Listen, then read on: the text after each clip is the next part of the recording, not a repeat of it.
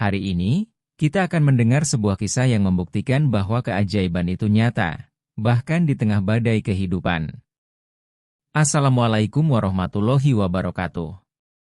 Halo pecinta cerita, legenda dan tradisi Nusantara. Selamat datang kembali di channel ini. Di sini, kami membawakan kisah-kisah yang mengajarkan kita tentang sejarah, nilai, dan keindahan yang ada di Nusantara ini. Mari kita mulai perjalanan ini bersama-sama.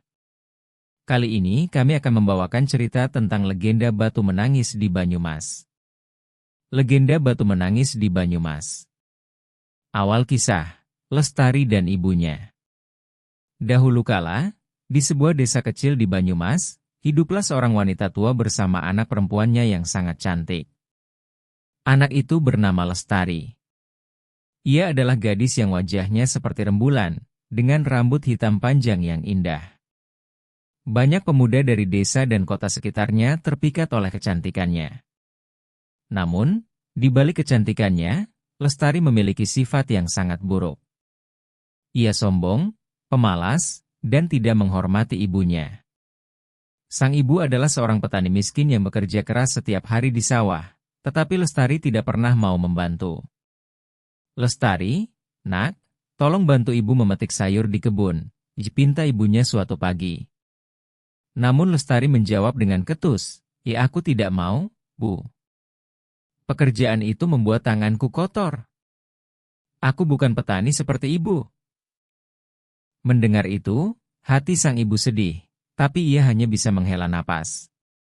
Bagaimanapun, ia sangat mencintai Lestari. Lamaran dari seorang pedagang kaya. Suatu hari, datanglah seorang pedagang kaya ke desa mereka. Ia adalah pria yang sering bepergian dari kota ke kota untuk berdagang. Ketika melihat Lestari, ia langsung terpikat oleh kecantikannya. Siapa gadis cantik itu? Tanya pedagang kepada seorang warga desa. Itu Lestari, anak dari seorang petani tua, jawab warga. Pedagang itu langsung menemui rumah Lestari. Dengan sopan, ia meminta izin kepada ibunya untuk meminang Lestari. Ibu, izinkan saya menikahi putri Anda.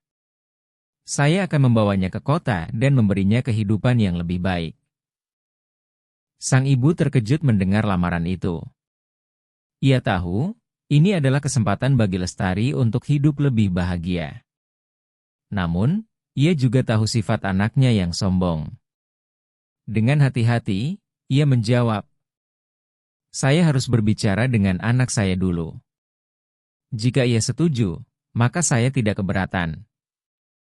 Ketika mendengar lamaran itu, Lestari sangat senang. Ia langsung membayangkan kehidupan mewah di kota. Namun, ibunya berkata, "Lestari, jika kau pergi dengan pedagang itu, izinkan ibu ikut. Ibu tidak mau jauh darimu." Perjalanan menuju kota. Akhirnya, Lestari dan ibunya memulai perjalanan ke kota bersama pedagang kaya itu. Namun, sejak awal perjalanan, Lestari sudah menunjukkan sifat buruknya. "Ibu, jangan berjalan terlalu dekat denganku. Kau membuatku malu," kata Lestari dengan nada marah. Sang ibu hanya diam. Ia tahu anaknya tidak ingin orang lain tahu bahwa ia berasal dari keluarga miskin. Setelah berjalan cukup jauh, mereka melewati sebuah bukit yang terjal. Matahari terik menyengat, dan sang ibu yang sudah tua mulai kelelahan. Ia mencoba memanggil Lestari. "Lestari, ibu sangat lelah. Bolehkah kita berhenti sejenak?" Namun, bukannya menolong, Lestari malah memarahi ibunya. "Berhenti mengeluh, Bu. Jangan membuatku malu di depan calon suamiku.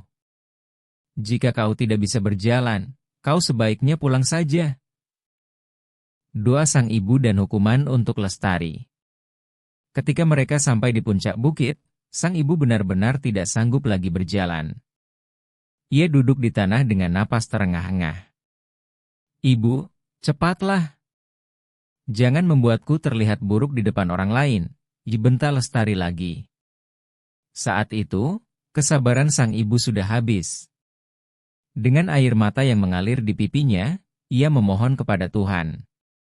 Ya Tuhan, jika memang anakku telah lupa diri, jika ia tidak lagi menghormatiku sebagai ibunya, hukumlah dia. Biarkan dia tahu betapa sakitnya hati seorang ibu. Tiba-tiba, tubuh Lestari terasa kaku. Ia mencoba berjalan, tetapi kakinya tidak bisa bergerak. Ia mulai berteriak, "Ibu, tolong aku! Apa yang terjadi pada tubuhku?" Namun, sudah terlambat. Perlahan, tubuhnya berubah menjadi batu. Kulitnya mengeras, tetapi dari matanya terus mengalir air seperti air mata. Akhir kisah, batu menangis. Sang ibu hanya bisa menangis melihat anaknya yang berubah menjadi batu. Ia tahu, ini adalah hukuman atas sikap sombong dan tidak hormat Lestari. Dengan hati yang hancur, sang ibu berdoa agar kejadian ini menjadi pelajaran bagi siapa saja yang mendengar ceritanya. Sejak saat itu, batu itu dikenal sebagai batu menangis. Penduduk setempat percaya bahwa air yang mengalir dari batu itu adalah tangisan penyesalan Lestari yang terlambat.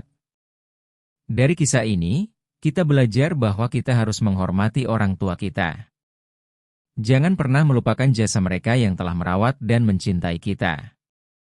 Ingatlah, tidak ada yang lebih tulus dari kasih seorang ibu. Semoga cerita ini menambah wawasan kita. Mohon maaf apabila ada cerita yang salah atau kurang berkenan. Terima kasih. Wassalamualaikum warahmatullahi wabarakatuh.